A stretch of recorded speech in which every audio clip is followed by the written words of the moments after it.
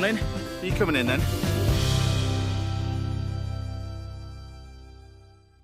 Good morning, and what a show we got lined up for you today. Now, Ranvir Singh will be swapping the Good Morning Britain desk for my kitchen table when she drops by to talk about her new ITV quiz show. And I'll be saying bonjour to the world-renowned baker Richard Bertinet. And the Yorkshire forager Alysia Vasey will be back with more top tips on free food you can find in your hedgerows. And don't miss this week's Little Masterclass. We'll be teaching you how to make the perfect mushroom quiche. But first, my guest is in the house today who's got a restaurant in Tavistock. His pub, the Cornish Arms, has been shooting up the list of the top 50 gastropubs in Britain. It's the brilliant John Hooker. Yay! Good to have you on the show, Chef. Good to have you at the house as well. Yeah. Now, you came on the show before. You've cooked everything from duck to pork, loads of bits and pieces. Pub's going well? Amazing, yeah. Had a great year. Yeah, going from strength to strength, really. And I got to see it finally. I've actually got to see and come down to taste. James had a break. You had a break. I had a break. Down in Tavistock. I came down. I witnessed the A303 at its worst. Got down to Tavistock. Got down there because there's two things that are amazing about Tavistock: your pub, and the jigsaw shop. Yeah, old school values, old school shop. The jigsaw shop is just the best thing I've ever seen. So it's old school, isn't it? I used to go there when I was a kid, buying all my Lego and toys. Yeah, it's been there for a long time. Anywhere that's never been there, there's this gentleman that runs it, and all the receipts are done by... It takes you longer to make the jigsaw than it is to take the receipt. It's brilliant. I love it. Right, but we're kicking things off today with the recipe for pork chops. We'll talk about jigsaws a little bit later on. And I'll be serving this with a hispy cabbage and a little cider sauce to go with it. But first thing we do is get our pork chops, and I'll get you on with the hispy cabbage, really, because this is our nice little bit of hispy cabbage, which we're going to take. Now, I'm actually just going to cut this. The key to this is keep the root on it, I think, more than anything else. And we're just going to give you that, and then I'm going to get you to just basically just whack it straight on there, really. Okay. Yeah. So that's basically just been steamed. You can pie-boil it. That's your hispy cabbage. And then what I'm going to do is pass this gentleman over here a little bit of the butter, and then some well-known yeast extract. Other extracts are available. Don't know any of other ones, but anyway, that's the other one. A few bits of umami, that's where it's coming from. Yeah. I think that's the key to it, really. This little umami sort of taste. But the idea is you take a little bit of this with the butter, and then you brush the cabbage while you're doing this. But I think it tastes. Do you really take a little bit? Stunning. Yeah. That's all right. Yeah. There you go. So that's going to go in there. So he's basically in charge of that. Meanwhile, over here we've got our pork chops. They're beautiful pork chops. Now, these are full-on middle-weight pork chops. I think they're the best pork chops around, these guys, and you can tell they're fantastic pork chops because they're bred to do one thing, and that's sit in a field and eat, rather than do the 100-metre hurdles, which the supermarket ones are now to do nowadays. Look, you've got a decent amount of fat on. You take a little bit of salt like that, and we're going to pop these straight in the oven. At home, under a grill, but keep the grill high and move the shelf down. Rather than turn the grill up and down, keep the grill nice and hot and move the shelf down, because these want to cook as sort of a middle shelf in a grill at home. And we're going to pop those in there just to cook nicely. Meanwhile, I've got the chefy over here who's just melting all that, and we're going to liberally brush the cabbage over the top while that's on. And meanwhile, I'm going to do a nice little sauce. But we're here as well to talk about the amazing pork. But I thought, seeing as you're on, being a West Country lad, West Country, la la la. Exactly. Well, is that what it is? Yeah, it is. Yeah. That's the song. That's the song, James. That's what it is, right? So never too much cider in the West Country. We've actually got two of me. We've got Johnny the cameraman, who's also from that neck of the woods as well. There you go. Taking over the world, you see now. But because you guys are on, I thought I'd go to Herefordshire, really, for this one, and we'd look at the amazing cider that we've got in there. So hopefully, by the power of the internet, we should be able to speak to Susanna and James Forbes from the Little Pomona Orchard and Cidery. Welcome to the show.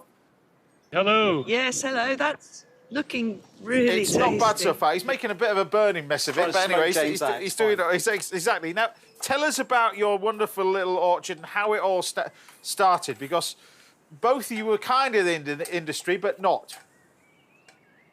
Yes, yeah, we were. We come from sort of drinks trade and drinks media background, and about, 10, 12 years ago, I was researching drinks tourism and done wine tourism, and I thought, oh, that was so much fun going around the country and meeting folks, so I'll try beer and cider to cover that. And so landed in Herefordshire, and I was just blown away by the different ciders, but also the fact that we weren't seeing them else around the country, and we wondered whether there might be a little gap. So we came on a holiday the next year, didn't we? Where we went round again and landed here, and it was actually in an orchard that you kind of had a little bit of a moment, didn't you? Yeah, I mean, we did. We met some really cool cider makers in Herefordshire, and I think for me, having spent a lot of time in the wine trade with winemakers, they were always interesting characters, and it's the same with cider makers. And it was actually tasting fruit in one of these orchards, these like really intense, crazy pieces of fruit, and it began to wonder sort of why all the sort of supermarket pub ciders tasted the same. This kind of homogenous, sweet, fizzy stuff. So one thing that I find fascinating about tasting artisan ciders like yourself, you don't get that sugar hit that you get conventionally with the clear, fizzy ciders that you used to as well. There's very much more rounded taste, like tasting wine, isn't it? Yeah, I mean, definitely. I mean, we concentrate on making ciders by what they say fully fermented. So all the sugar gets converted into alcohol and other flavor and aroma compounds, and then through the process of maturation. So our cider making is really slow. We often put ciders into barrel, and we've got about 140 different barrels here. So through that sort of process of aging barrel and blending and maturation, we're able to bring out all the kind of qualities of the amazing fruit that is grown in this area without the need for sugar. And we've also got some. We're about to taste one now that you recommend in tasting, not in glasses that you've sent, in like champagne flutes. Tell us about this one before we open this one that we've got on here. This Brut. So you've got Brut Zero there, which is our sort of champagne method, or traditional method as they call it. So this is where we've taken dry ciders, we created a blend, and then we've added champagne yeast and some sugar and sent it back to bottle to re-ferment. And this stuff then spent 2 years on the lees, on that yeast that we added to the bottles, and then to get them nice and clear, we hand disgorge them, which is where you riddle the dead yeast into the neck of the bottle, you pop the cork, the yeast shoots out under the pressure of the sparkle, then you top it up and rebottle it. Are many people doing this? Because I haven't actually seen this before, is it? Well, I mean, there's not that many, but there's more and more producers, especially the newer producers, beginning to make champagne methods. Well, that's a bit special, isn't it, really, that one? Well, thank you. I mean, Thank you so much. It was 6 years to make that one. 6 years? Yeah. So I'm glad you're right. Yeah, it's a blend of 3 different vintages of cider, so 2016, 2017, and 2019. So the whole thing started in 2016 and was just released a few months ago. So it's a long process. It is. I mean, one thing that's amazing when you're cooking with stuff like this, often with cider, you're just a bit wary about what it's going to go with. But like you say, you can almost look at it and treat it like wine, can't you, really? Yeah, that vintage is just... The vintage is incredible, aren't they? So luxurious, and the clarity of it and the flavour is just, yeah. I've never tasted cider like that in my entire life. It's credit to you guys. You see why it took 6 years of love and passion to make. Exactly. Well, very best of luck with everything as well. You've converted a West Country lad as well. That takes a lot of work. Good elf. Guys. Cheers, thank you so much. Best of luck with Thank you so everything. much. Good luck. The weather's beautiful there as well. But look, we're just going to finish this off with our pork chops. Look at these. Beautiful. And that isn't the sound man working hard. That is genuine sound. Look at this. You take our nice little pork chops. Now I don't know what you're having, but there's just enough for me. But you just take our lovely pork chops over here. Look at that. And then we've got our nice little sauce. Should we just put a little bit of this cider in? I know, without them looking, but I think we just put a little bit of this. This one's spectacular, isn't it? Just a little bit of that. Scale. And then we've got our nice... The cabbage is basically just, like I was saying, it's hispy cabbage. So keep the root on the hispy cabbage. Just either boil them for about 20 minutes or steam them for a good 30 minutes. Then just let it go cold, cut it in half and barbecue it. It tastes amazing. But that sort of umami flavour that you get with the butter and everything else over the top. Punch of acidity from that dressing as well will be lush with the rich pork. And then over the top of that, bit of that. Do you know what? I don't think that's a bad plate of food to start with. I don't know whether it's a plate, to be honest. I can't decide whether it's a plate or a dustbin lid, to be honest with you. But either way, it's a nice little starter. to begin with. Get us warmed up. Exactly, but there you have it. My wonderful little pork chops with a cider sauce, our wonderful little hispy cabbage, and who'd known it, some aged vintage cider to go with it. Bon appetit. Amazing. Lovely that, isn't it? Do you want to top up? Yes, dear.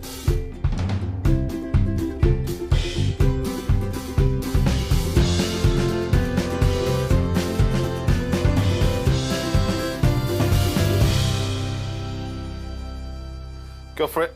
Go for it. I'm gonna take one of these and just maneuver it over there. It's a lovely bit of breakfast here. Is that right? And I feel the need for this one. I need to put my glasses on and breathe in, because this is the important bit, you know. Look at this. It's Oh, listen. Oh, that's the crackling. Oh, Stunning. right. I love that little belly bit on the end of the shop. It's nice, isn't it? Yeah. Well, I've been to your place. You take that bit off.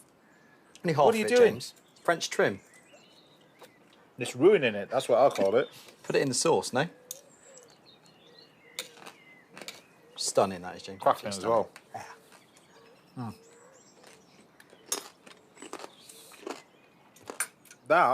That's brilliant. That is a match for it, though. I've never tasted anything like this. It's beautiful. Beautiful. Particularly the age one as well, isn't it? It's not a bad start to the day. It's all right. It's only 8.4%. Yeah, exactly. 6 years to make, right. Yeah. 6 minutes to drink it. Right, still to come, we've got dishes from John and top baker Richard Bertinet. But join us after the break for a very special food adventure to Northern Ireland, to Loch Ness. I'll see you in a minute. This is fantastic.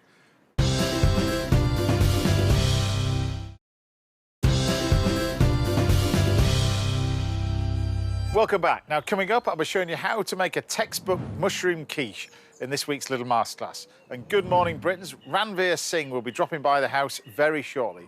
OK, it's time to take a look back at some of my favourite food adventures. And this week, I'm exploring Northern Ireland's Loch Ness with a local fisherman. But I've got a bit of surprise in store for my old mate, Paul Rankin. Enjoy this one. I'm going to see some eels. You're going for a special treat. I've arranged for you to go in a microlight. Apparently I can't do it. There's something about weight and balance and stuff like that. I've had too much to eat. You'll enjoy it. It's a great way to see the coastline. That's a good way to shut me up. I'll tell you, I'm worried now. I can't believe it. Do I have to do it? Yeah. I do not have to do it. You do. I'm dropping Paul at Northern Ireland Microlights to meet pilot Ken Crompton, who has 40 years flying under his belt. Ken. Hi, Paul. You cannot imagine my relief that it's not like bamboo strapped together with a sheet over the top and a wee engine. We can arrange that if you want. No, I don't know. This looks flimsy but good. Shall we hop in? Yep. Which side am I on? You take the pilot's side, because I hope you'll be doing most of the flying. Oh, really? It's too hard work. So I don't even know which side the pilot's side is. This will be interesting. Meanwhile, I'm off to catch some eels.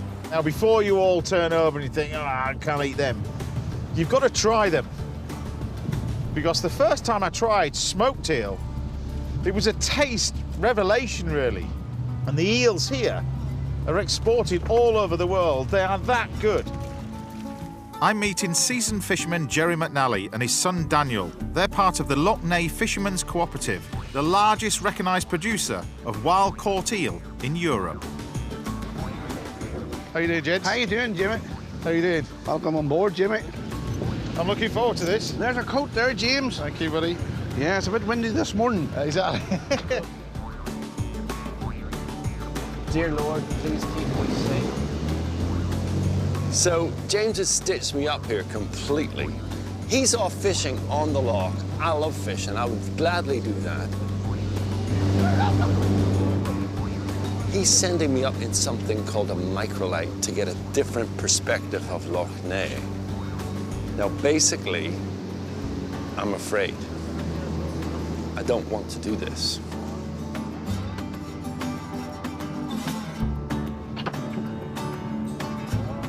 There you are. That's the captain of the ship, Jim. That's the captain. Yeah, she travels all the time with us. Why this lock and why eel? Well, we stock the look here every year with young alvers. Yeah. It takes an alver from we put into maybe 12 to 14 years of age before we're able to catch it. Right. The look is rich in food, and it has plenty of fry in it, there's plenty of perch in it, there's roach in it, there's bream in it, and they all come wee fry, and that eel lives on them. And you export it all around the world? All exported all over the world, yeah. So tell me how you cook yours. The best way we would have done the eel was just to cook them on the pan. A bit of butter? I don't put nothing on the pan. Cut them into 2-inch chunks and then they fry in their own oil. And you still eat it?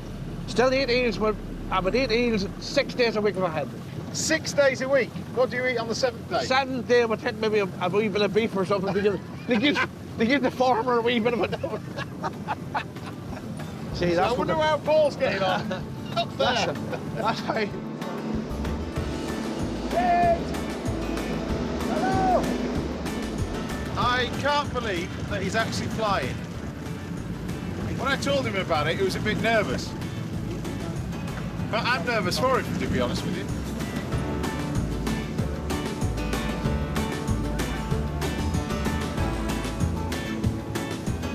This is our marker here coming forward to the. Is it? Yeah. So how long's the line? The line walks out nearly a mile long. Right. We set 4 of them a day, Jim. 1,600 hooks. And Right. all pulled up by hand? All pulled in by hand, yeah, that's a perch. Yeah. They go to Switzerland. Switzerland. Really? Yeah. You've done this a few times before, haven't Oh, you? yeah. All my life, Jim. He's making it look easy. There's a pretty good one here coming. Look at that. Yeah, there's your Loch Ness eel. So there. that's a proper Loch Ness eel. That's a proper Loch Ness eel there, yeah. Where have you gone on holiday? Here.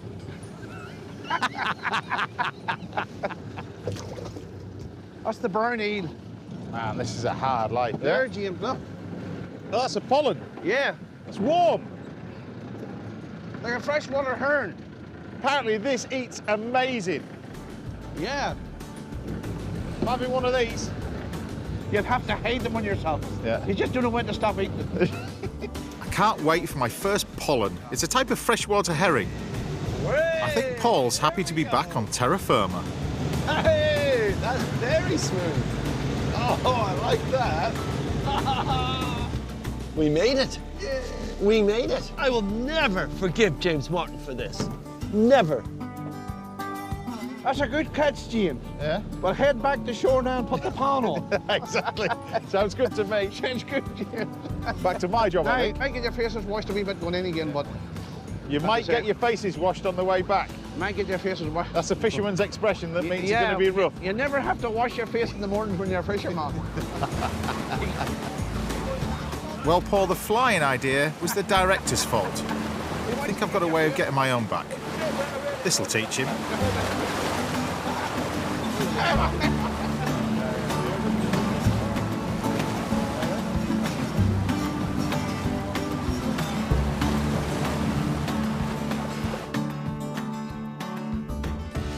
These will literally be exported today. They'll be in Holland tonight. Unbelievable. So to say, we'll take the small one out, the next of that one there, we'll return back to the lake again. Right. So they're caught today, and by evening time they'll have reached their destiny. Well, I'll leave you to sort the rest. I'll go cook some. All right? It's okay, Jim. About 15 minutes. I'll need you to taste. Right, all the best, Jim. Look forward to it. Now, I thought long and hard about what to do with this eel. And we've got two different types of eel. We've got the fresh eel and I've got smoked eel. You'll generally buy it like this, really. This is a good way to start, I think, if you want to try it. And the sauce, simple butter sauce, but I'm going to flavour it with some bacon because bacon and eel taste amazing. So what I'm going to do is just take a nice little bit of smoked bacon, and it needs to be smoked bacon for this to get the flavour out of it. And what we're going to do is we fry this off first because we get the nice little colour and taste from it. Tiny bit of oil to start with, not too much, and pop our bacon in. And I'm actually going to do two dishes with this, one of which is a little fish cake with smoked eel. The other one, I'm using the fresh eel with this amazing pollen, and just barbecue it, but still serve it with the same sauce. While that's happening, we can grab some shallot. We chop this all up. We can then start to wilt down our shallot as well. At the same time, we can then make our little fish cakes, really. Nice and easy. I've just got some potatoes over here. Egg yolk. That's gone in there. Salt and pepper. A little bit of salt. And then some lovely spring onions. Chuck the spring onions in. What I'm going to do now is add some of this lovely smoked eel. It really is fabulous. Get your hand in and mix this all together, because this is going to go brilliantly with this little simple sauce. Mould it all up into a little ball like that. And then we use this classic combination of seasoned flour, beaten egg and some breadcrumbs. Keep your eye on your bacon, which is not far off. Now at this moment in time we can deglaze it with a little bit of white wine. You can use a touch of vinegar like that. Meanwhile, we can go back to our nice little fish cakes and then into our flour, then into your egg, roll it around the beaten egg like that, and then back in the breadcrumbs. Once it's in the crumb, lift it out onto here. Now, just use a touch of double cream. And what the double cream will do, nearly flew away, is actually start to stabilise this sauce. So leave that cooking away. What I'm going to do is just basically just serve this nice and simply with a little bit of cabbage, a little bit of spring cabbage, but also some of this. I grabbed some of this from a market en route here. This is soup celery. It's quite strong, but brilliant. A few knobs of butter in the pan. We'll pop our cabbage in and our little bit of celery. And then this is kind of the bit with a butter sauce that shocks people. It's got butter in it, just a little bit. Doesn't really shock me, but just when you think you've had it enough, you add a little bit more. Can't make this with margarine. It has to be butter. And if you whisk it all together, you create this amazing sauce. We can take our eel fish cakes and pop these in. Now it's advisable, really, not to deep fry when it's raining. But look, what you do end up with is you end up with a nice smoked eel fish cake. Look at that. Before we serve these, I'm still going to serve it with this sauce, so I'm going to get this stuff, this lovely pollen, and just simply cook this straight on the barbecue. And the same thing with the eel. I'm just basically just going to chop this up and pop this too straight on the barbecue. This is going to take about 3 or 4 minutes to cook. We're going to take some fresh chives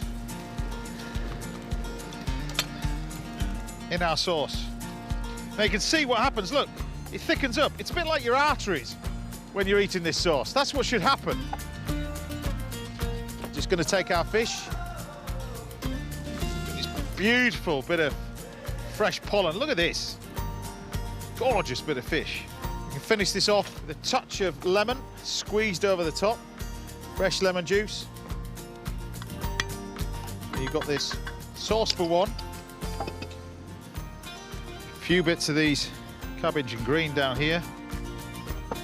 This gorgeous fresh pollen, simply cooked. You don't need to do anything else with it. Beautiful bit of eel on there as well. And then the other dish using the same sauce, these fish cakes. Cabbage just as a little nest. You see, there you have it, the same sauce, this lovely pollen which is simply cooked on the barbecue with this wonderful eel, and then this, the smoked eel fish cake. All from out there. Apart from the butter. That's from a supermarket.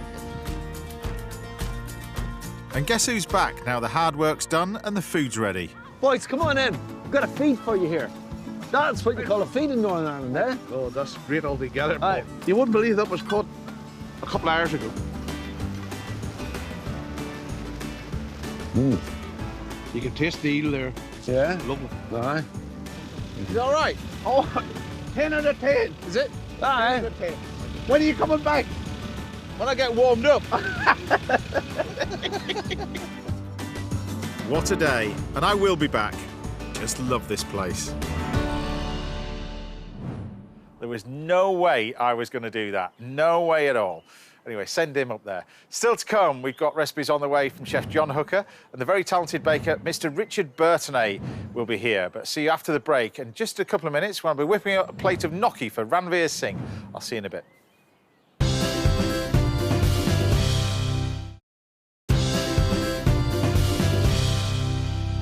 welcome back. Now, John Hooker and Richard Bertinet will be showcasing their culinary skills in the kitchen a little bit later. And that Yorkshire forager, certain Alysia Vasey, will be dropping by the house, apparently with some mushrooms very shortly. But first, I'm with the hugely popular member of the ITV family who's been waking up the country on Good Morning Britain for the last 10 years. It's the fabulous Ranvir Singh. Ching, ching, ching. Welcome to the house. Oh, my... What a house. I was going to say welcome to the house, but cheers, because we both got to the same place on Strictly. Semi-final? Exactly. Oh, my goodness. And I think that's the best time to go out. I'm going to say that for a Didn't have much choice, to be honest with you. No, we didn't. We have to spin it, though. Even though I was voting for myself outside. But anyway, so I know you're a big food lover. I'm surprised you get time to cook much, but I'm going to show you... There's two dishes that I picked, one of which you want to know, and the other one of which I believe is sort of your trademark dish. So I'm going to try and replicate your trademark dish. The other one that you want to know is how to make gnocchi. So the potatoes are the important bit. If you're doing this, you must use baking potatoes. So baking potatoes, invest in a potato ricer. So you bake the potatoes, scoop it out the skins, rice it, let them go cold. Right? That's that bit.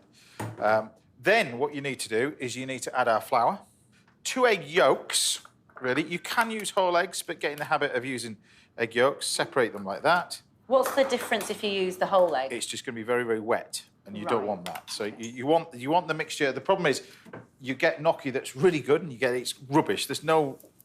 Well, it can taste quite slimy sometimes. Yeah, and I think that's the amount of liquid that's gone in here as well. But it's a certain other way you can do it. Now, I suppose you get time to do any cooking, really.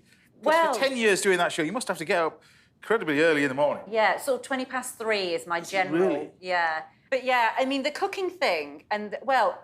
Getting up at that time of morning, sleep deprivation makes you eat more, which is a problem, actually, if you're trying to manage your weight and things. But I tell you what's really got me into cooking more is wanting to be better for my son and wanting him to understand food. And he loves doing what you're doing. He loves being in the kitchen. It's our time. And that's why food is really important in our home now. Well, this is a good place to start, because the great thing about this is you can almost start it at 3 o'clock in the morning and then go back to it when you get back from work. Because what you can do is get to this stage, like that, and then simply then to roll this out. So you want a little bit of flour, like that, and we can roll this out.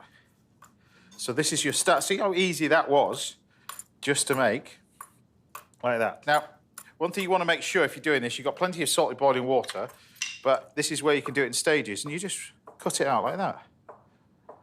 You make it look so easy. Well, it is easy. it is technically easy, like that. And we just put these on here. Now, I was saying to you, you can prepare this in advance. You can actually freeze this, but I wouldn't freeze it in a state like this. I would freeze it after I blanched it, because that's the next stage that you want to get to. So whenever you're going to do this, you wouldn't pan fry it as this. You have to blanch it first, like pasta. Well, you're talking about when I find time to cook. We tend to cook on the weekend and batch cook. Yeah. You know, so we'll make a cottage pie and then we put it... So this freezing thing is amazing for someone like me. It's perfect. But when you're doing this, the late, great Carluccio told me about pasta, and particularly gnocchi's the same. You cook it in plenty of salted boiling water. So this would be you. Yeah. This is salt. So plenty of water, no oil, and you just pop the gnocchi straight in. Does the salt flavour the gnocchi then? It's flavouring it, because there's no flavour, is it really? It's just the base ingredients. You can put a little bit of pumpkin in, which you could put a little bit of pumpkin puree in it. You can buy that from a tin. That could work as well. That can go in, but you can just do that like that. So you bring this to the boil, get some ice cold water ready, and that go in. Now, obviously, we spent 10 years watching you on Good Morning Britain, but it was before that. And I'm going before the radio thing, so we're going to talk about the radio as well. Yeah. Before that, but wasn't it drama was your thing at school? Oh, Did you want to be an actress? Was that? Well, you know, I didn't know what to do. I was going to go off and try and be a barrister. And then when I got to uni, I realised it's really expensive to try and do that. You know, it costs thousands. We didn't have the money for any of that. And I just thought, what do I love to do, and how can I earn money from doing it? And I just thought, you know, I loved being in the theatre, but it's that performance element. You know, you must get it in a kitchen, that now or never. You see, I didn't. I remember. I always wanted. Well, no, I didn't actually. I was the quietest. You know, there's always one shy person at the school. I was that person in the class. I would never stand up on stage. I remember I would never do a nativity play. I always got put on lighting. I was so bad, and that was one switch. I would never do this. That's an incredible story, actually. But it was completely opposite of Charles Charles. Yeah, so for me, what it was, I just thought, I just want that sort of adrenaline of the red light going on. You know, there's a red light over the camera which tells you you're on. So that's what I want, and it's the same with theatre. You're on. We just ignore that now. Red lights on that one. Just go over to here. It really annoys the director. When you go back over there, it really annoys him. Yeah, so the drama thing was key to me discovering what experience I want every day in my working life. Because your working life's a long time. You've got to do something you love, and I always think that that's what you want young people. You certainly do have to do stuff that you love. You've got to, yeah. But you managed to do so many different things as well. I mean, tell us about radio as well, because how did you get into radio, and how did that happen? Well, I mean, I just sort of went into local radio in Blackburn, up at the BBC Radio Lancashire, years and years ago, and it was a great feeling because radio really is quite freeing. You know, as you know, there's cameras here. There's lots. It's almost the opposite of television. Well, it is the exact opposite because it's just you, a little fader, and all these hours to fill. So, like I said, we talked about the radio. I mean, when was your big break in television, though? Because that was doing. I'm assuming that was sort of doing local and bits and pieces, little snippets, really. Yeah, it was just the local news. Learning your trade. Yeah, just learning my trade. I went in as a reporter, and I tell you what, I hated telly for the first 6 months. I just thought, what nonsense is this? You know. I've been saying that for years. Because I always describe television as like the weight of an elephant on a pinhead. But then, of course, there's something about the impact it has because it's visual. People it is into react. people's houses and that. Absolutely, absolutely. Which then talks about what you're doing now, because I'm just going to take the little bit of gnocchi like that. Look, just get it this lovely nut brown colour, nice hot pan, and this is where you don't want it to overcook in the pan, because then it goes really soggy. So once you get to that stage, you just shake it around the pan like that, so you've got that lovely texture, and then take them. Oh. And I always like to use these little cloths because it soaks up any of the liquids. So that's amazing. Is almost ready, because then we're really almost ready to finish off with the sauce. I'm just going to get the pan on, and with our butter and our parsley and everything else, because you've almost gone. I mean, onto another thing now. Yes. You've done your radio. You've done TV news. TV news as well, because I mean that must have been unbelievable. You travelled the world, and we'll talk about that later on the show. But the latest thing you're doing now is a quiz show. Yeah. How? Why? Well, what is it? Well, it's called Ridiculous, and it's got a double D in it because it's all about riddles. Yeah. Now, I am rubbish under pressure. And the problem with being a journalist is that everyone expects you to know everything. But in a general knowledge quiz with riddles, my mind goes blank. So I have an enormous amount of respect for people who apply for quizzes. Yeah. But this show is a really original idea. During COVID, people were obviously doing quizzes left, right, and centre, but riddles. People Googling for riddles by 1,000% more than they ever had done. And this brilliant woman called Kirsty, she just thought, hang on, it's never been done on telly. Let's do riddles on TV. So there's visual riddles, number riddles. Why are you looking nervous, James? Because I'm not very good at this sort of stuff. I can cook, kitchen, knife, cool, but stuff like that is out of my comfort zone. Shall I give you one? We'll go on then. Right, you'll like this one. An edible fruit, the first may be awkward, what am I? An edible fruit, the first may be awkward. What am I? Gooseberry. Date. An awkward first date. That could have been gooseberry, though. I'm going to go to the adjudicator.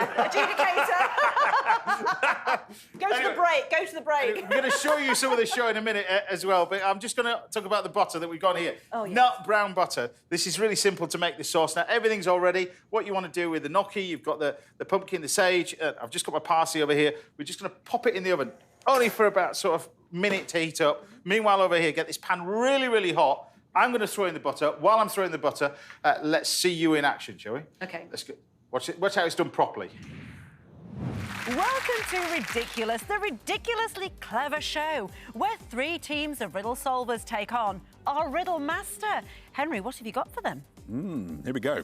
What 4 letters can be a load of letters or something you do to a letter? Post. It's post. Post? You post a letter. Yeah, you're right. Yeah. No, we've got a final answer.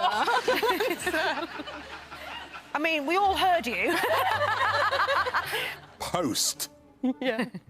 Is correct. Well done. Absolutely, of course, yes. 4 letters long, post. A load of letters, post. Something you can do to a letter, post it, of course. Can you imagine how cross Caitlin would have got if she'd got that wrong? She would have been so upset. That was an easier question than mine. I got that one, but That's look, what they all say. Yeah, we just got a little bit of butter over here. This is starting to go nut brown. This is the key to it, as it starts to sort of the foam starts to disappear and it goes nut brown. Now we add the lemon, like that. So now we add the pumpkin seeds. Was that lime or lemon? That's lemon gone in here as well. Lemon, fresh lemon. Lovely. Parsley, and that's it. So this is a classic beurre noisette, as the French like to call it. Nut brown butter, not burnt butter, nut brown. There's a big, big difference. And there's no nuts in it, it's just the colour? It's just the colour. Right. It's got to be brown butter, that's the key to it. And then all we do is we take this. Did you do that off the heat so it didn't burn? That's on the heat while the butter's very, very hot in Yeah. the pan.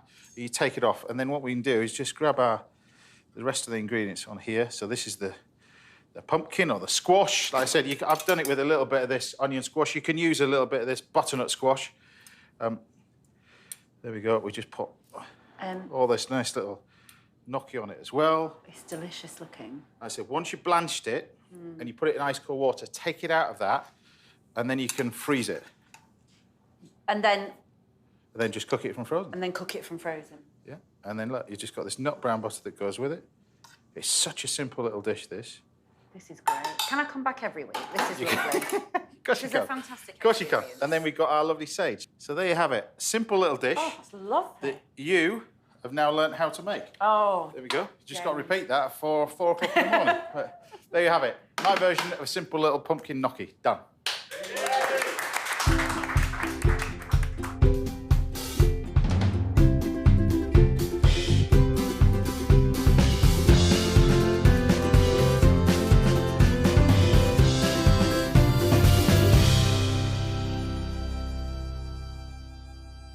A little bit of Parmesan over the top.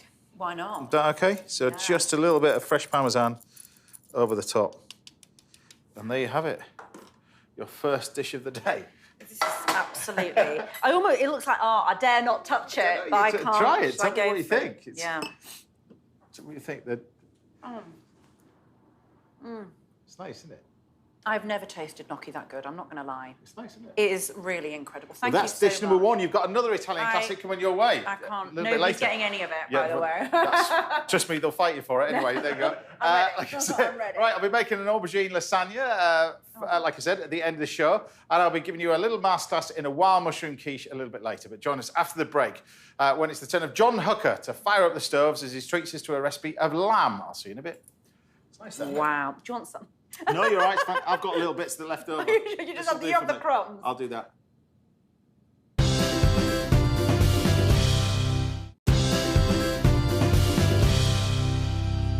Welcome back. Now, coming up, I'll be giving you a crash course in quiche in this week's little masterclass. But first, I'm here with a chef whose pub on the edge of Dartmoor has become one of the hottest places to eat in the whole of the Southwest. He wrote that bit, so apologise to Mr. Paul Ainsworth and Rick Stein. It's John Hooker! It is busy, though.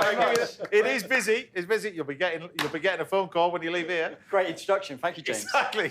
So what are you going to be doing then? We are showcasing some beautiful West Country lamb today. OK. So we've got a roasted loin, and then we're going to go a bit of nostalgia, really, with the lamb belly. We're going to go through that, and it's one of the first things I got taught how to do at college. So we've kind of evolved that over the years. Roasted loin, some onions confit in lamb fat, So and then it's kind of in 2 parts, the cooking of it. yeah, it is. And this is all relative to if you want to do it at home as well. So you can take sections. We've got a bit to do today, Chef. Yeah, so I know that's why I'm looking at this. I'm looking at this loin going, I need to get started on this one, don't I? James is going to start the roasted loin off, and then we're going to also start a little caramel as well for the sauce. So go on. I'm going to start off and do that. Yeah. Good.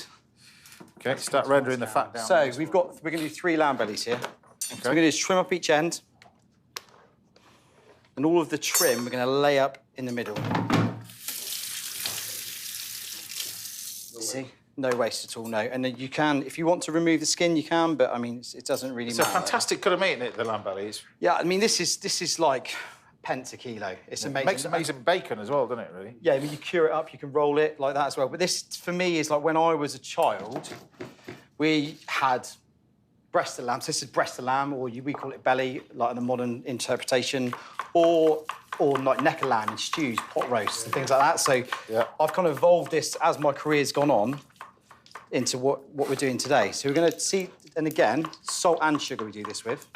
Salt and sugar, this Yeah, one. so it's a light cure, really. So you could do this, roll it, leave it in the fridge, and it's just going to just permeate the meat and taste. Don't be shy with the seasoning on this as well, because it can take it. How long do you leave it in the fridge?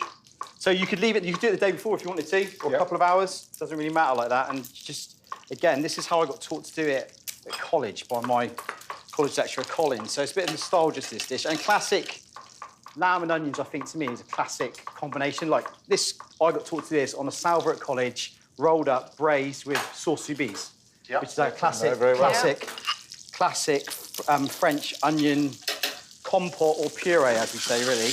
I've got my lamb over here. I've just sealed it off, and then we'll roast that through the oven. Yeah. And then the sauce here. So we're just going to sweat off the shallots in that caramel. Yeah. Then we're also going to put a big pinch of saffron. So this is the sauce bit. Yeah. So this is like a pecan saffron sauce. What do you do that? Then you tie this up. So we would tie that up now, and then what we're left with, James, is if you pull that joint out of there. So and as well with this lamb belly, you could either low and slow in the oven, real low heat. 6 to 8 hours. That's been braised in the stock and like a mirepoix of vegetables. Okay. And with string, yeah, and the key to that is once you've braised it, let it cool down in the liquor. Because if you went to press this and it's really hot, you wash your hands. It'll be like a pancake. Oh, so you've got to let it go cold. Yeah, to bring it down to room temperature. Yeah. Otherwise, I suppose it's going to all break up and everything else, isn't it? Yeah, it does break up. Yeah, and I mean, if you lift it, if you get these trays, James. Carefully. You lift that one out. So you see, we've tied that. What's in the stock in there? You got Just a lamb stock. Lamb stock. Yeah, just a bit of rosemary, some garlic. Oh, that looks fantastic. Yeah, so I mean, just look at the layers. The fat's all melted down. So I won't tell you what I do when I have that. No. Do you roll it? No. So you could. So if you were doing this at home, instead of rather than pressing, 'cause it's quite a lengthy process. I'll give it you could dog. roll it and do it like you give it to the dog. To the dog. I'm going home. See you later. Give it to the dog. I'll give it to the dog. With a few mushrooms. Otherwise, better what we're going to do for the dog.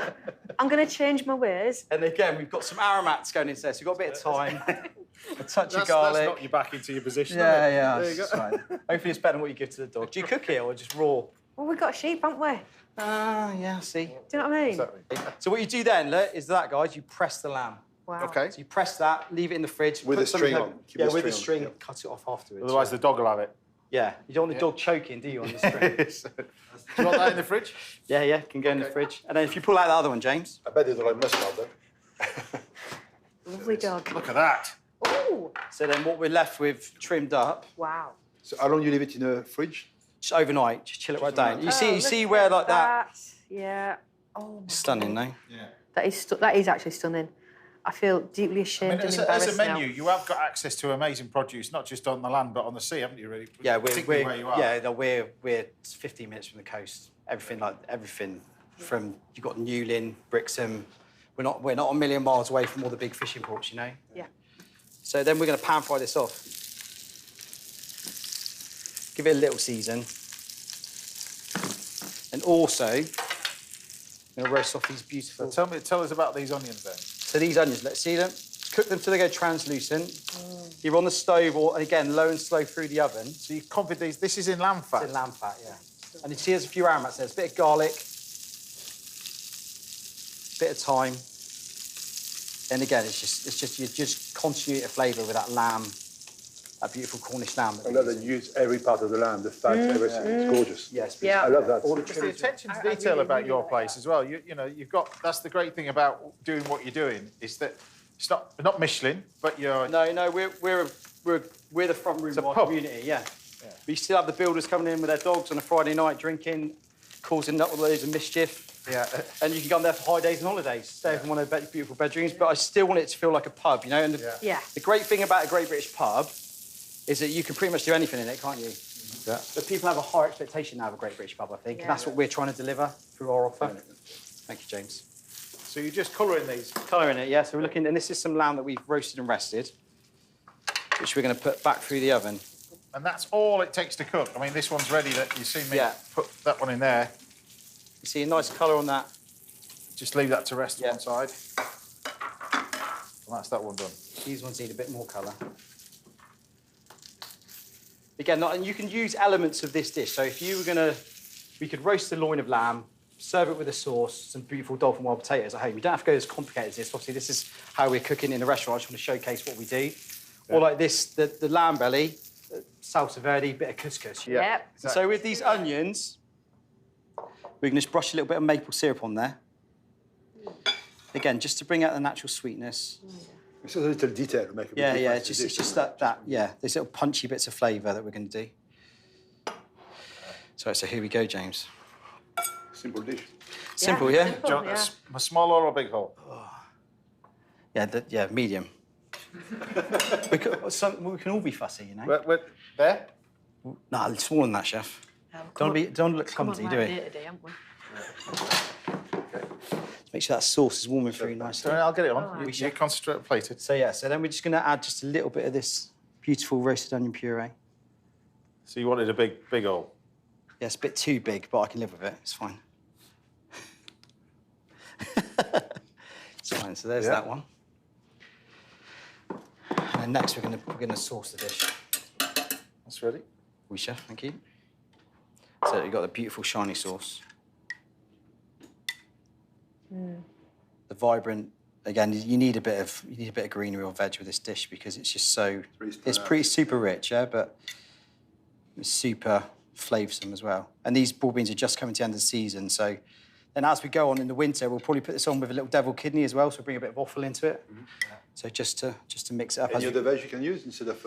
Yeah, or then we might go as well with, we might serve on the side of it some salt-baked swede. So some nice. swedes which we'll cook down in the salt pastry and then put a lot of butter into them.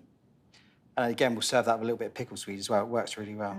Just that beautiful sauce, yeah. Just looks lovely, that. It's a lot of work doing that. Lamb belly. And like I said, but if you're doing it at home, just pick out little components of it, and it's, you know, you can easily do this as a home cook. It's got to be one of the cheapest proteins out there per pound is lamb belly. Yeah, 100%. But you need that. I just love that bit of pink with it as well to give that beautiful contrast and texture. So I'm just going to serve a little. Yeah, it's my favourite. It's a little confit onion. Then we're going to dress it with a little bit of mint oil. Do you want to carve from me? Where's this just suddenly come from? Yes, another component. Another one. Maybe text me later. How many pans did you use, Uka? This is a vibrant. You got my accent, not too bad, actually. And also, I was going to say about Barnsley chops. So this loinlet, Barnsley chop. Yeah, it is, yeah. For you Northerners. Not wrong with that. Not wrong with that. No. Do you have Barnsley chops in Brittany, Richard? No. And again, this is just continuity flavour with the mint, and it looks beautiful, doesn't it, in these beautiful bowls. Ooh. It's a beautiful lamb. So we serve this up. Stunning, eh? There we go. Happy with that? Yes.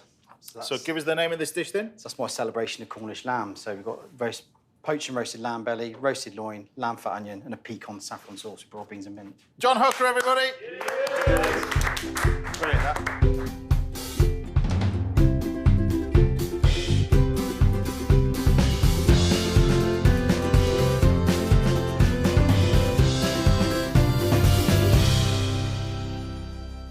There we go. Dive in.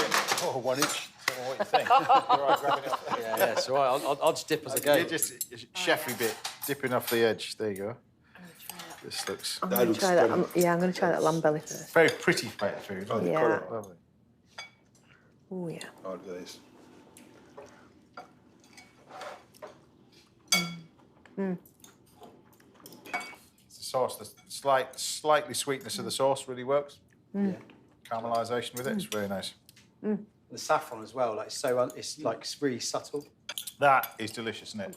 Yeah. Balance and everything else. It's perfect. There you go. Mr. John Hooker, everybody. Thank you. It's brilliant, that, mate. Brilliant. Join your queue to get in and to eat. Right, now Richard will be working his magic in the kitchen a little bit later. You're making croissant? Almond croissant. Fantastic. Almond cream. I'm going to play with almond cream. I'm looking forward to that one. There you go. And be laying a lunch of lasagna for Ranvir Singh a little bit later on the show. But join us after the break when Alysia Vasey will be teaching you everything you want to know about foraging for mushrooms. And we're going to learn a thing or two, I think, as well. See you after the break. Yeah, I don't even want to go there. Look at that. Listen to the giggle.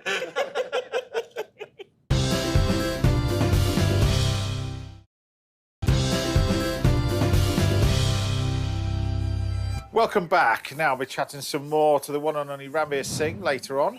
And we've got a masterclass in quiche coming your way very shortly. But first, all the way from Halifax is a forager who is supplying produce to some of the finest chefs and some of the greatest restaurants in the country. It's Alysia Vasey. Well, I've got to say, Mr. Hookham, Mr. Bertinet are still here as well, trying to pick up some new tips because we're going to talk about a subject that's basically close to all of our hearts as chefs and cooks, mushrooms. So tell us about mushrooms then. What are you looking at as a whole? Where was the best place to find them? Yeah. Where would you go looking? Okay, so... Start off with that first. Right, so mushrooms, we've got a symbiotic relationship with trees, and they're also parasitic. So they'll either eat the dead tree, like little bits, or they will have a really great relationship with tree because a mushroom is closer to life than it is to plants. So you imagine a piece of string that long and you've got plant life from beginning, then you get mushrooms, and literally about an inch long you've got sentient life. So actually, these are the fruiting bodies. All the shenanigans for mushrooms go on underneath the ground with the mycelium. I remember you told me about this once. Yeah. You told me about this, the synergy between the trees and the mushrooms. But it's almost like if you look at a Google map, a road map, that's what it's like underneath the tree. And so at this time of year, right, they've got a little bit of an exchange going on. So why do mushrooms come out at this time of year? It's because the trees are getting ready to go into winter. So what they're doing is they're storing all the carbohydrates and all the sugars and energy, and they're pushing it right back down to the roots, and they're feeding the mycelium that's growing underneath the trees, and the mycelium are going, ew, I've got plenty of juice here, I can do some sprouting bodies, and then you get the spores. So your mushrooms produce spores, and then it all starts all over again, so it's that cycle. Come the spring, the trees are coming out of hibernation, and the mushrooms are going, right, we'll give you a bit back. You know, you've done us a favour over winter. We've stored the energy up, so they give them the trees a boost, and then that's why they start rocketing. The voice has changed as well between the winter and the summer, hasn't it? So, Lisa, is it dependent on what the spore is to what type of mushroom that tree will produce underneath that tree? Yeah, you can actually, you know, like if you're looking for mushrooms, right, your best trees are, funnily enough, silver birch, okay, beech trees and oak trees. So starting off with start off with the ones that we've got in these baskets over here. So I'm going to chop a few of these up. Tell us about these. Okay, so what we've got here are giant puffballs. These like a lot of nitrogen-based soil, really. So they will actually grow like, you'll see them on the edges of fields and a lot of grassland, and they're very like soil. Massive, aren't they? Oh God, I've had them size of a sheep. And what you need to do... Size of a sheep? No. Is that because you're a sheep farmer? I'll tell you what, right, yeah. I'm gonna, you know, there's some dodgy mushrooms on here. Don't right? look at me. I was don't pick on us. I've got your trust now. That's it, right? Yeah. So you crack on. Yeah, you crack on with comments, right? Yeah. And I'll have laughs. All right. So size of a sheep. I had to pack it up in one of those. Is that a big sheep or a little sheep? Washing machine box. I had a new washing machine delivered, right? And I got this box. How do we get from sheep to washing machine? Right? You see her in a field with this big box. And I didn't know. You see, the thing is you have to you can't put it in clean. Shut up, you two. Right? Washing machine, no, sheep. What are we talking about? Mushroom, this one, big. Oh, you put it in a washing machine box? Yeah, because I had to send it through post. Oh, right, OK. You wash them in there? Right. Just a box. OK. Shush. Right, so I'm on a roll. Anyway, right, next. Right, next.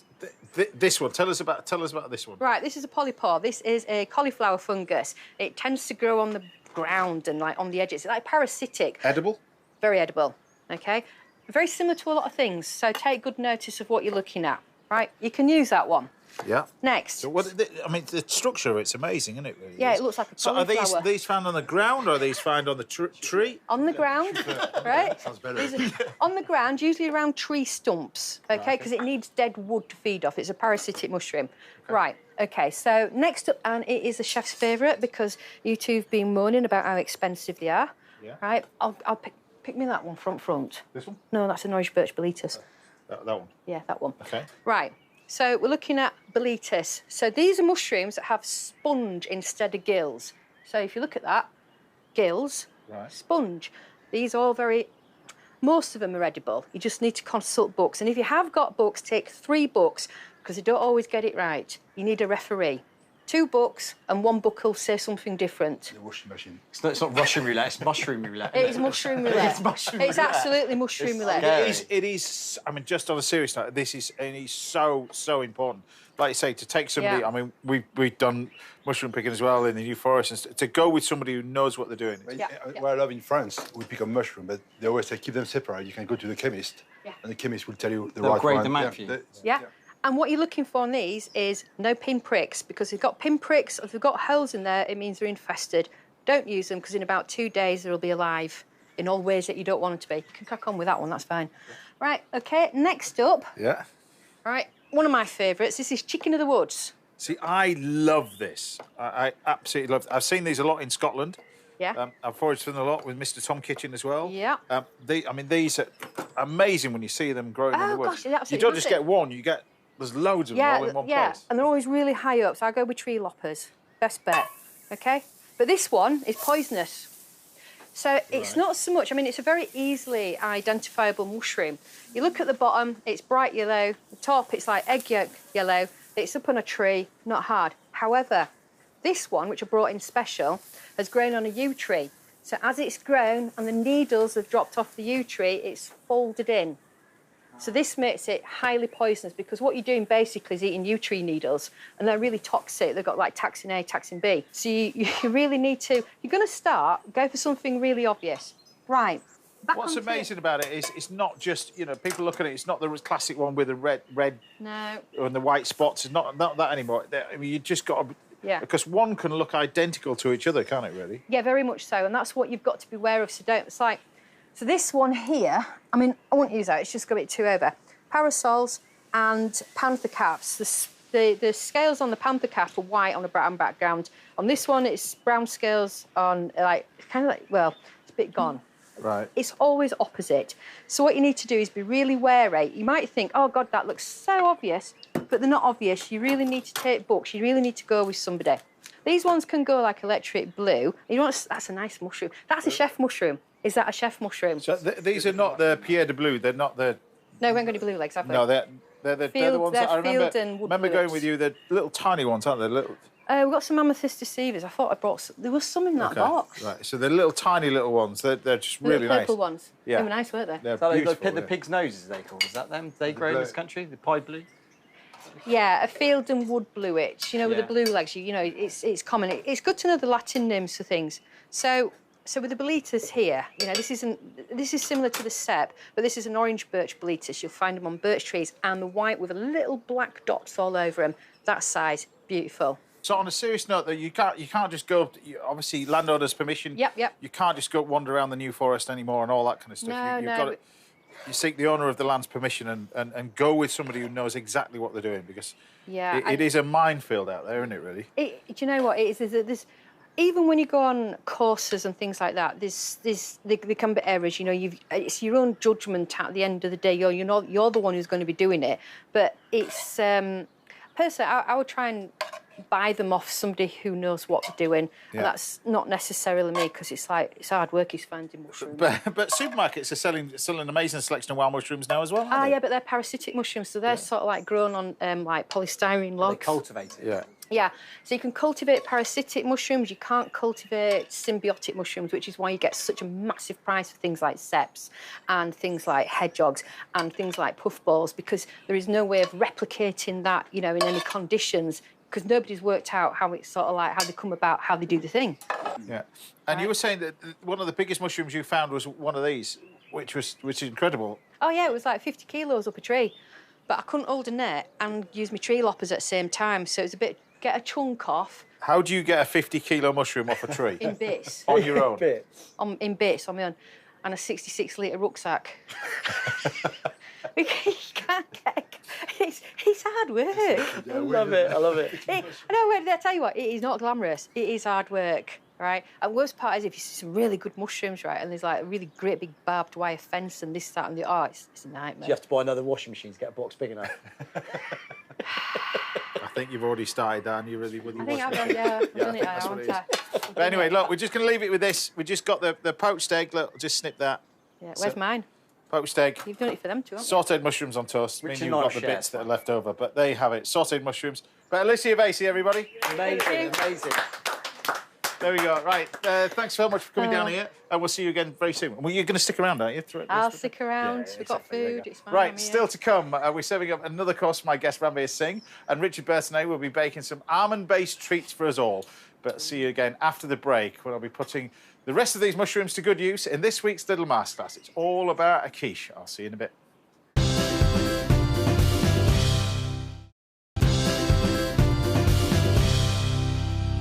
Welcome back. Now we're serving up a second course for Ranvir Singh very shortly, and the brilliant baker Richard Bertinet will be working his magic in the kitchen next. But first, it's time for this week's Little Masterclass, and this week's Masterclass I'm going to be using some of Alysia's leftover produce and showing you how to make the perfect wild mushroom quiche. Now, of course, you can make this with any filling you want. The key to it really is get the filling started first of all, particularly things like wild mushrooms, because you want them cooked before you actually make the quiche. So I've got a little bit of shallot in here. I've got some beautiful chanterelles that, again, we don't wash as well. I'm just going to take a few of these sort of puff balls as well. We can just kind of cut these up. Now, get these started in the pan. So chop them up. Think about the puff balls. You cook them like a steak, I think. So get them pan nice and hot. They can just go into the pan like that. In we go with the chanterelles. They can all go in. We can start that process going. So nice hot pan. Start frying them in there. And then I'm going to add some parsley, a little bit of parsley, a little bit of tarragon. Tarragon's quite an unusual herb to go with mushrooms, but I think it works really well with this. A little bit of that. And we're going to saute them off first of all. So this is the cooked filling bit. The liquid filling, we'll get on and do that as well before we start the pastry. So, because ideally we want this mixture cold as well. So get it nice and hot like that to fry them. I'll just move this over to one side there. And then we can concentrate on our pastry while this is happening. So our pastry side of it, classic short crust pastry really. You get the short texture from it by the amount of fat to flour. Traditionally, my granny, she used to use a little bit of butter and lard. You can use a combination of butter and margarine, lard, whatever combination you want. I use full fat butter. Equal quantities really to get it really, really short. For this, half and half. So 1 part flour, half part, or 50% the butter. Now keep the butter nice and cold. That's the key to it. Good pinch of salt. While we're at the salt, we'll put it in the mushrooms as well. There we go. So we're frying them nicely. And put a little bit of black pepper in those mushrooms. Get them going. Just give this a quick stir. So we're nearly there with the mushrooms now. So I'll leave that to one side. We'll then take our parsley, they can go in. I'm going to turn this off as well. That's going to go in there. So we just got our cooked mushrooms. Now, of course, if you're doing a classic sort of quiche Lorraine, that being just tomatoes and that kind of stuff, traditionally quiche Lorraine never really had cheese in it as well, but tomatoes obviously you don't need to cook. But anything like courgettes and stuff like that, they're never going to cook out in the mixture, cook it out now. So leave that to one side. Meanwhile, once we've got our pastry, we mix this together, ideally let it rest in the fridge. And you want to let it rest for at least a good 20 minutes. Sorry. Then, with a little bit of flour, we then take our rolling pin. Now, it's a good idea with the rolling pin that you sort of, every time you roll, you turn about 45 degrees. So the idea is when you start off with a nice circular bit of pastry, we're looking for a circular bit for the end product. So as you're rolling this, you're turning. And each time you're turning, roll out again. Now, the most important bit is you don't overwork this pastry. So many times you'll put too much flour in. And then when you do that, the pastry shrinks because the pastry's actually changed the recipe. You've added too much flour, it's become too tough. Think of it how your granny used to make pastry. The biscuits and stuff like that. Well, it's opposite to my nan. My nan used to put your biscuits in your mouth. It used to make your mouth stick together. But my gran, used to make them amazing. Just put them in your mouth and they'd just dissolve. And that's because you just rubbed butter and flour and the lard together while watching a whole episode of Corrie on that very same bowl, because that's her old bowl, like that. So when you get to this, you get to our nice little bit of pastry. The important bit is you treat the pastry like kid gloves at this point. So when you get the pastry, roll it up on the rolling pin like that, bring this across. Now what you don't want to be doing is laying this directly onto the ring, otherwise it's going to cut it. So you just carefully lift it over like that. And just allow the pastry just to fall into shape. So I always say to young chefs when you're teaching this is you treat this like you're making a bed, but they often don't, obviously. But look, you just tuck it in and you're treating it very, very gently. You're not, if you notice, I'm not stretching the pastry, I'm not pushing it in. If you do that, it'll only do one thing, it'll just restrict when it cooks and it'll shrink. And that's often the case when you're doing this to start off with and you're learning and you trim it off the top and then you put it in the oven and your pastry's all shrunk and you end up with a disc of pastry. Several things have done that. It's the pastry, how it's made. You haven't made it by hand, which is a good idea. If you have made it by machine, you need to leave it to rest. But most importantly, at this point, you treat it very, very gently. But you want to make sure it's nice and thin. So took it right into the edge like that. You can see you've got it right into the corners, which that is. Now, I don't trim it until afterwards. It's a good tip, that. But what you can do is make a little cartouche. You make a circle out of a squarish. So fold over, like that. Fold it over, fold it over, fold it over. Measure from the centre out. Just do a little curve in it. When you cut it, you've got a circle. You can actually buy these pre-done from a supermarket, I found out the other day. Unbelievable. But look, pop that in here. That fits perfectly in there. Now, you can use baking beans. You can use rice. It's entirely up to you. But in my house, and it is my house, I don't use baking beans because the ridiculous amount of money for these daft ceramic baking beans. I just have flour. And you just have just some flour. And I just have this in a bowl, just there ready from whenever I'm doing. I wouldn't bake with this because this has been used so many times, this flour. You're just going to use it for that, you see, this purpose. So use rice or flour. So, and then you can reuse this. Just put it through a sieve and don't bake with it, but just use it for this purpose. Then set the oven about 170, something like that. Sort of low oven, not 200 degrees, otherwise this is going to defeat the object. What you need to do now is bake this blind. Bake this blind is to cook without colouring too much. So you just pop this straight in here. And I've got one that's been in there that's nice and hot out the oven. Now, it will colour a little bit. You can see that. Don't worry about that. Because then what we can do, before we get and lift this out, we can get everything ready. We want an egg. And this is all the things that are going to help you not only make a good quiche, but also make a good little tartlet. So the same technique, if we're doing a lemon tart, that kind of thing, we'd still use the same technique. So while this is still hot and straight out of the oven, be very careful with this. You can just take this out carefully. You don't want to break the pastry, of course. There we go, perfect. Look at that. Like you say, you just take that flour and then put it through the sieve. But while it's still hot, you do this. Take an egg, beaten egg, and then just go round and brush it with beaten egg. Now, this is doing one thing more importantly. It's filling in any little holes that you've got. It'll stop the mixture from leaking out because the mixture, like in a lemon tart, is liquid. So once we get to that stage, now you can pop it back in the oven just for a couple of minutes, and I've got one that's here. So rather than just pop it back in the oven, you can see what I'm talking about. Just continues to cook the pastry. Then we have our little tartlet over here. Then we can take our mushrooms and we can pile them all in like that. They look amazing like that. Then the filling. Now the filling for a quiche, this is where it varies. I use a combination of several things, particularly whole eggs. So whole eggs and egg yolks. So whole eggs are going to go in.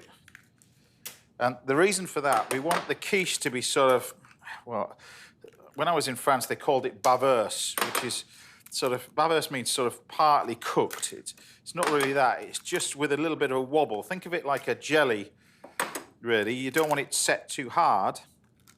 The same thing, I think, with a quiche is that if you put too many eggs in it, it souffles up, where by putting the egg yolks in it, you get a different sort of texture. Salt, pepper, like that. Give this a quick whisk. Whisk up. And then rather than just use milk, we use a combination of milk and cream. The milk goes in and the cream go in. The cream is enriching it all up as well, so just a little bit of cream. Half and half. Even if you didn't want to put all cream in, maybe put a third in, something like that, but just enriches it. You can put things like creme fraiche in it as well, but rather than just use milk. So you've got some seasoning in there, then what I do is just take half of that straight in.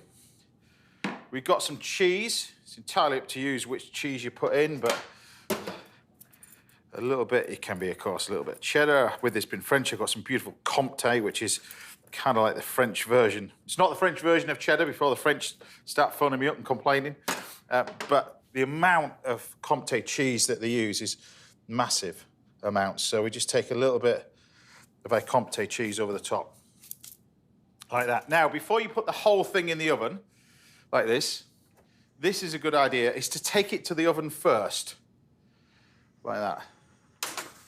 Take it to the oven, pull out.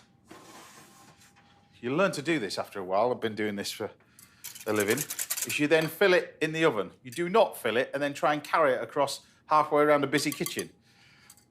And it goes everywhere. But you want to make sure that it's full to the brim. Right to the top. You can see that almost right to the very, very top of it. Once you get to that stage, very carefully, you pop it back in the oven. I'm going to do it that way. There we go. That can go straight in there. Keep the temperature about 170 because you're going to cook this, again, quite slowly. It takes about 40 minutes, something like that, for a tartlet like this. One thing you don't want to be doing is cooking it 200 degrees because what happens is the eggs souffle up, and as they souffle up, they'll just collapse and go flat, and that's when you end up with a real thin quiche as well. So to get that delicious, thick quiche, you can then trim off the pastry afterwards. You saw me put the pastry in. Just go around with a knife and just trim it all off, which I've done over here. And then you can slide this off. And then hopefully, when we lift off this little ring, we end up with a nice little quiche. That is for me. That is for the crew. That bit. There we have it. A simple little wild mushroom quiche, but now you know how to make it properly. Done. There you go. Now, if there's anything you'd like to learn about in a little Marscast, then do get in touch. We'll see if we can help out right here on the show. Time now for a quick break, but join me again in a couple of minutes when top baker Richard Bertinet will be wowing us with an almond croissant and a pear and almond tart. I'll see you in a bit.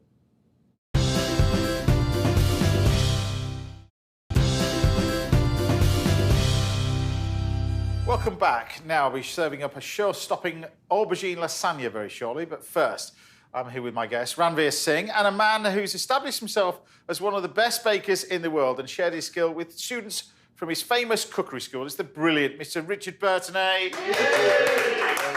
Now, every time you come on, the phones are going to go crazy, the website's going to go crazy for the recipe. My website too. Your website as well. What are you going to, because people love it, what are you going to be doing then? Oh, today, I thought I'd do something a bit different. And what I was thinking to do today is to use one cream, one of my favorite cream, and to do a lot of different things with it. Okay. So almond cream, frangipane, as we call it in France, is, I remember when I was a kid in the bakery, I loved it. I fell in love with it. My boss caught me in a big working fridge when I was sat on the bucket, my finger in there, licking the flavour of this. And in France, we do that a lot. You know, we make galette des rois. We do all sorts of things. So we're going to do a little tart, some almond croissants, but it all starts off with what you've got here. All start with you this. Want to get this on. Yeah, I'm going to put this on now. Yeah. So the almond cream or frangipane. Yeah, my one. Don't lose it too far. I'm not going to lose it.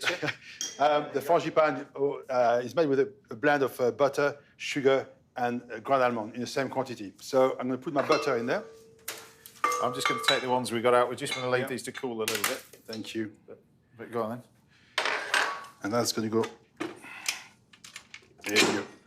And we blend the butter. So it's 30 soft butter. Yeah. Blend it. And when you start to pick a little bit. So would you be salted or unsalted? It doesn't matter. In Britain, you use salted butter. I don't think it matters, does it? It doesn't matter. You can always pinch of salt. Salt brings the flavour also. So that's perfect. You can a bit white. Put your caster sugar. Right, what's that you're adding to this? So the ground almond now. Right. They're flying everywhere. Hang on. Ground almond in there. And you can break those 3 eggs for me. Yeah. So they're the ground almonds going in. Yep. Blend everything together. Now it's interesting with this because I remember being at school and making frangipane and almond paste for the first time, and you get the dreaded almond essence out. Oh, I never use that. It's what? Oh. No, I can't use. No, you don't use that at all. I don't use almond essence or. Yeah. Can you taste it if somebody's used Yeah. essence? Like straight away your palate. It's just chemical. Almond croissant with almond essence.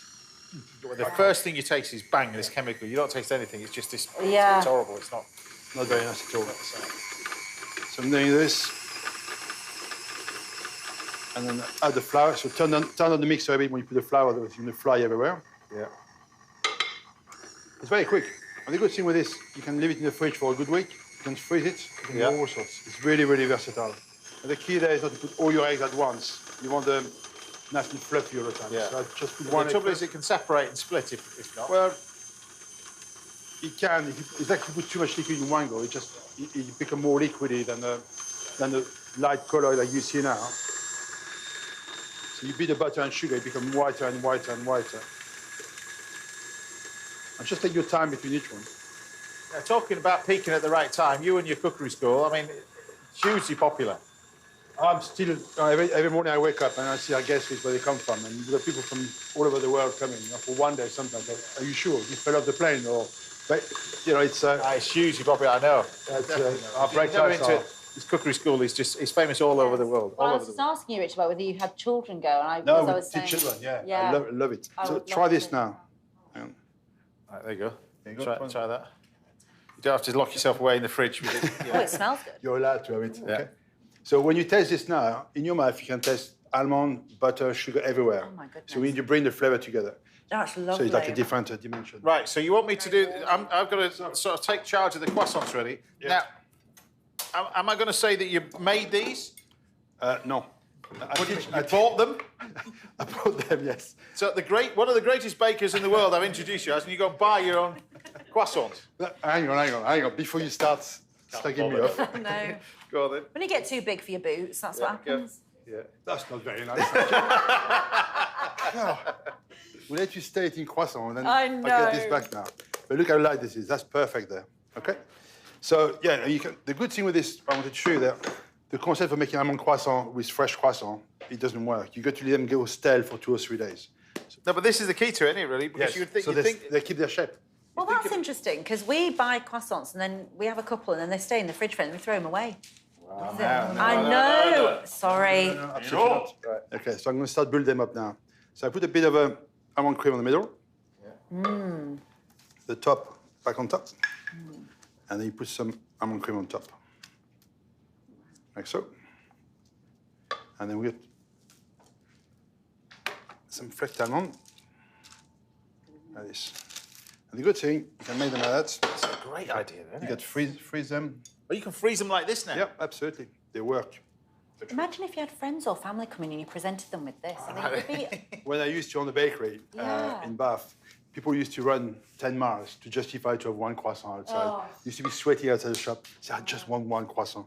So they do 10 miles to... Just to What is the secret of... I mean, I never asked you this. What is the secret of French bacon? Is it the butter? Is it the passion? Is it everything? I think... What makes it different? Because there's nothing else like it in the rest of the world. Nothing. There isn't. Italians don't do it. What is it? I think it's a culture. It's the way you eat. You'll never dream sitting in France for lunch, breakfast, or dinner without bread. It's impossible. So you got the skill of the baker, the boulanger, but you got the skill of the pâtissier also. And your viennoiserie, all the viennoiserie, the croissant, everything. So they become part of the culture.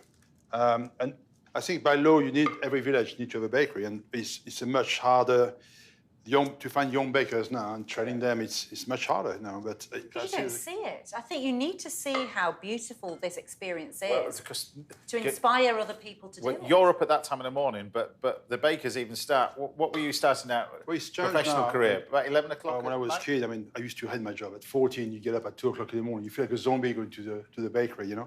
14. And all my friends used to be mechanic or something like that. Midnight, 4 o'clock in the morning, after clubbing, knock on the door of the bakery, you buy croissant.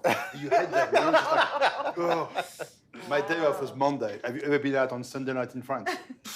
It is not pretty. Wow. So, you know, but, you know, baking is something that goes in your blood, and you can't help yourself after that. It just... So anyway, this is these. So you can freeze these as they are. We're going to bake these, which I've got on here, because I know you want to get on and do our little tartlet as well. What? So this 6, 8, 10 minutes? 15, 20 minutes. Okay. And then when they come out, perfect baking there.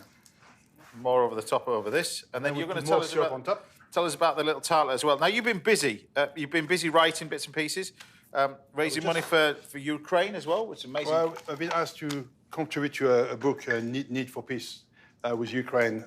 So it's a Ukraine baker who started a book. And it's a compilation of many big names. Your Time is doing stuff. There's other bakers, and we just put a recipe each to go into it, and the proceeds will go for fantastic. Ukraine, which is quite nice. Also, it's giving back a bit of our knowledge into it.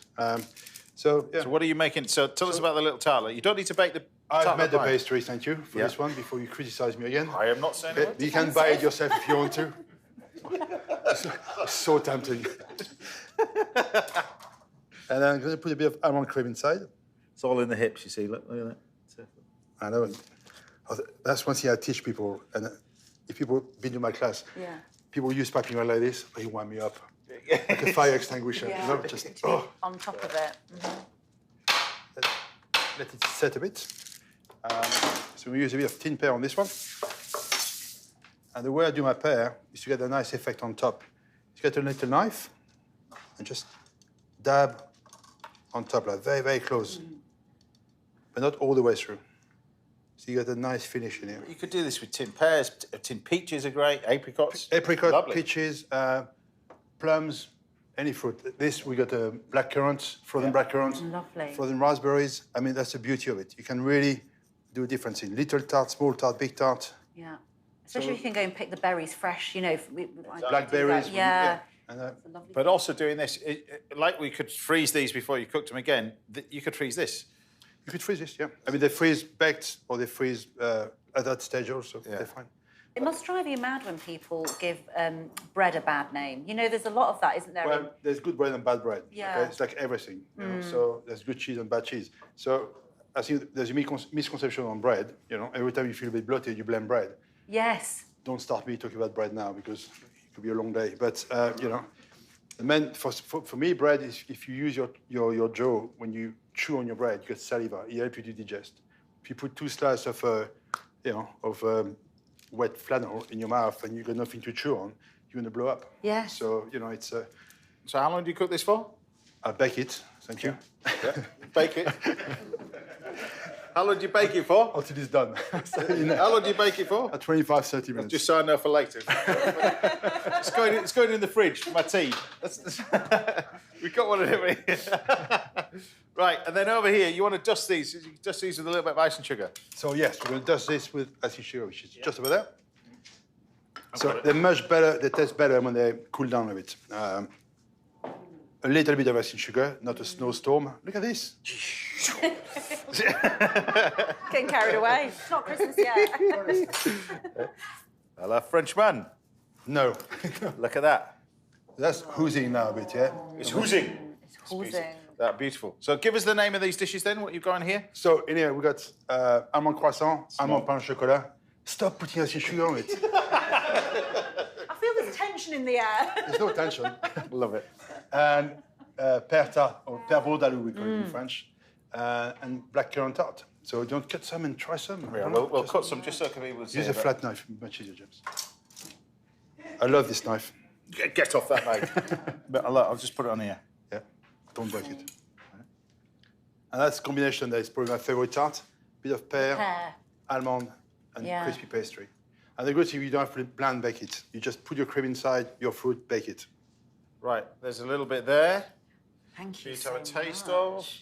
Slice this one. Like this one. Yeah, I mean, even cooler one. That cooler one? Yeah, I think that you get more flavour out of them. Oh, look at that.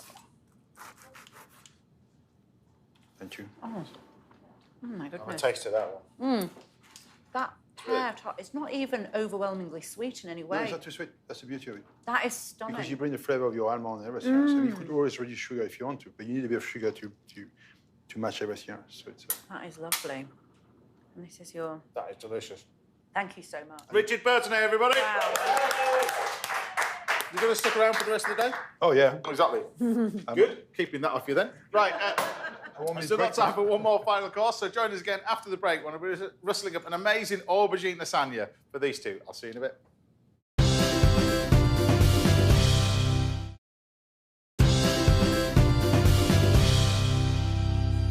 Welcome back now to the last part of the show, but I'm still in the kitchen with my guest Ranvir Singh and the brilliant baker Richard Bertinet. But for my final dish, I thought I'd treat you both really to a dish that I absolutely love. I had this last week in Italy, and I know this is one of your favourites as well. This is aubergine lasagna. Yep. Well, I'm a vegetarian, you see. Right. And, you know, I have terrible memories of lasagna on flights. You know, we had family in there. You know, terrible airline food. And it was always a nut roast or a lasagna. And I decided that I had to find a really good one to make me happy. Well, hopefully. I mean, do you put lasagna sheets in it? Because I am going to do with this one. Yeah, well, you know what? I suppose it's not, you can't really call it lasagna without pasta, can you? But I have used lasagna sliced up as the pasta sheets and used lentils and stuff. So I suppose it's not you would call it more like a moussaka or something, I Probably guess. something like that, yeah, if you put spices in it. But this one, start off with lots and lots of olive oil. That's the key to this one. Really good olive oil, extra virgin olive oil, bit of garlic. In we go with the tin tomatoes. They're going to go in there as well. And we're going to start the process of this sauce, reducing it all down. So the tomatoes go in with the oil. We take some basil, throw that lot in there as well. And that is kind of the sauce done. So that's going to just get gently warmed up. We're going to leave that just to sit to one side. The sauce will quite happily sit there. And the aubergines, I'm just going to take these, I'm going to thinly slice them and pan fry them once this has now been sort of warmed up. Now, we talked about this quiz show earlier. Those people who are just waking up, you're now going to be involved. It goes out on Monday. People will see this coming up. Yeah, 3 o'clock, I think, yeah. 3 o'clock Monday. It's you've got this quiz show. This is something new for you as well. It's a big departure for me because, of course, I work in news and actually it was a really happy time to film it because what I realised was that in news, I've been doing news for over 20 years and it's important and I care about it. But it is quite often doom and gloom, isn't it? You know. Well, I don't know about that. I mean, talk about peaking in a career. I mean, with the news, it's a bit like Coronation Street every time you switch the news on with politics as well. Well, there's been a lot of drama. It is a bit ridiculous. Well, because when I started 5 years ago as the political editor on GMB, it was as Brexit had just happened. Trump came in, then we had Jeremy Corbyn. Didn't you go over and didn't you? I went over to the White House and saw Trump meeting Theresa May and all of that. And I've done some amazing things. The thing about the quiz was that there's no gotcha. You're not trying to outwit and outsmart people just by, you know, of course there's questions. Yeah. But people come on the show and they are happy to be on TV. They're happy to possibly win a few £1,000. But even if they don't, they've had a great day. And I've never been in an environment that's just pure happiness. It's like that. Yeah, because in news, you know, you're talking to people who have had tragedy happen or you're talking to politicians. And so for me as an experience, it was just a complete eye-opener, the quiz show environment. And I realise now why so many people do them. I used to look at news presenters and think, why are they doing a quiz? Tell us about the quiz show then. What the ethos of it, because we've been tested a little bit earlier on in the show. Were you listening to the... Oh, yes, I did. Exactly. I knew you would. I knew you would. Yeah, so there's 3 teams of 2. So it's, friends, partners, whatever. And they come in, they have to answer general knowledge questions to unlock the riddle. And we have a riddle master, Henry. He's got some CV, hasn't he? Well, if you go to the West End and you've heard of The Play Goes Wrong, which is a very famous long-running show, The Play Goes Wrong, Magic Goes Wrong, he literally wrote those shows. Amazing writer, yeah. Incredible comic timing. So does he write the riddles as well? This is secret. I can't tell you all of the riddle masters. Fine. Private. Just asking. I know. We have to keep an air of mystery around the riddle master. And then people try to unlock the riddles. And the great thing is that some people are great at words, some people are great at numbers, pictures, but not everybody's great at everything. And so you see people doubt themselves. You're under pressure. Yeah, you're under It's something pressure. completely different for you. I mean, when I knew you were coming on, I'm thinking, right, what is it a book, or is it a book on politics, or is it something, Yeah. But then I'm thinking, this is completely different for you. It is brilliant. Very much a curveball. Yeah, and also what I love, though, and I think that you're like this, James, that you love talking to people. Yeah, but quizzes, I mean, we talk quizzes. I think I've got the record for probably keeping the seat warm the least amount of time on Who Wants to Be a Millionaire. I think I was on it for about 90 seconds. That was it. 2 questions off. It is a nightmare. Can I just say one of the most stressful days of my entire career was going on the chase. Going on the chase That's scary, isn't it? is the scariest experience I've ever had. Yeah, you've done a couple. I've seen you on a couple of quiz shows and doing bits and pieces, haven't you? Haven't you done? You're wise to not do all right, somebody like you, I think. On an English quiz show. Could be Well, I don't know about. Right, look, we've got our aubergines over here. Lovely. This is your nice little bit of. This is the milk that's been sat in there with the onion. This is to make your little white sauce now. So this is a classic sort of bechamel. One thing you don't want to be doing at this is adding too much flour to it. So we had butter in the pan. I thought you were going to say butter. Yeah. butter, yeah. No, we still have butter. Don't get an excuse out of that one. Then we're going to throw in the flour, and then rather than use a wooden spoon, which a lot of people do, use a whisk, because you'll see how quickly this will start to come together. So if we then add the milk and whisk it up, keep it on the heat, and this will start to come together into a thick, see that thickening up now? No lumps. Keep going, and you add more. It's quite hypnotic making a bechamel sauce because you've just got to be on top of it. You can't take your eyes off it, can you? I think the key to it is most people panic, and they panic because it's a wooden spoon, because you think it's going to go lumpy. Well, there you go. I've just made it in whisk machine. Great. Done. So it's done. So that's that one done. And then look, we're going to take this. We've got our sauce, which is done, like that. That's your sauce finished. And then we can just sort of assemble this now. So you get a nice little dish where you're going to cook it in, like that. There you go. So is this a new venture for you? Is this something that, we've done the news now, that's it, I'm sick of getting up at 3 o'clock in the morning, now I'm going to go off and do this? My bosses at GMB are watching, so the answer is absolutely not. But... No, I have to say that there is a part of me that, I've been doing breakfast telly, as you say, for 10 years. My son is 10, and so he's never had a mummy at take him to school. It's always, and there is a bit, I think you get to a point in your life, I'm over 40, I'm 45, and you just think, right, I need to get a bit of more balance in. They're not kids forever, and I've talked about him a lot because he is the sort of centre of my world, really. So, there's a bit of me that wants to be around for him more, to give him a bit more of my quality time. And, of course, with a quiz, it's quite interesting because you do all of them. You do 3 or 4 quizzes a day. You record them all in a day. So you've done a lot of work in a really short space of time, which then should free you up a little bit. So it's a really sort of it's a slightly different lifestyle. But the quiz itself, I just think people, we've got all sorts of things going on, haven't we, with cost of living crisis and all this. And I actually think quizzes are the one thing where for an hour you sit down, you relax. Put your mind away a bit. And your mind is engaged in something. Like a cookery show, I always think. Like a cookery show. Switch yourself off. Look, I'll do the work.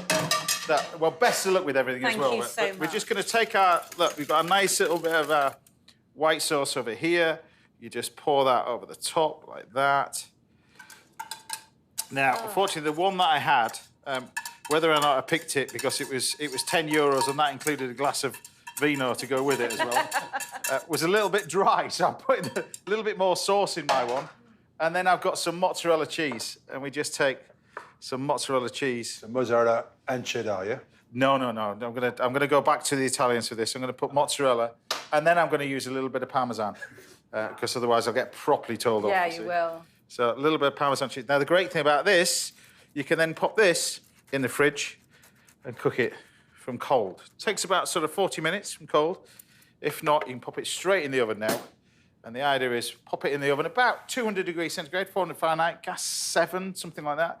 That just goes in there, and then we've then got one that if I lift this one out. Look at the crust on that, the top. Oh my goodness. Just enough for Just enough that for one's for Johnny, the cameraman, on camera 2 there. That's that one going in there. Oh my. Pay me later, chef. That's all right. And then you've got your lovely. I mean, the great thing about this is just the simplicity of it. Well, I was just going to say, James, do you feel under pressure when you have people over to not make something simple, like a lasagna? This is simple. But do you feel pressure to be really complicated? Ranvir, I've done chicken nuggets when chefs have come here. I can't be bothered, to be honest with you. At the end of the day, this is just food that tastes simple like that. You don't need much more than that, really. Just nice and simple, tasty grub is all you need. But there we have my version of an aubergine lasagna. Done.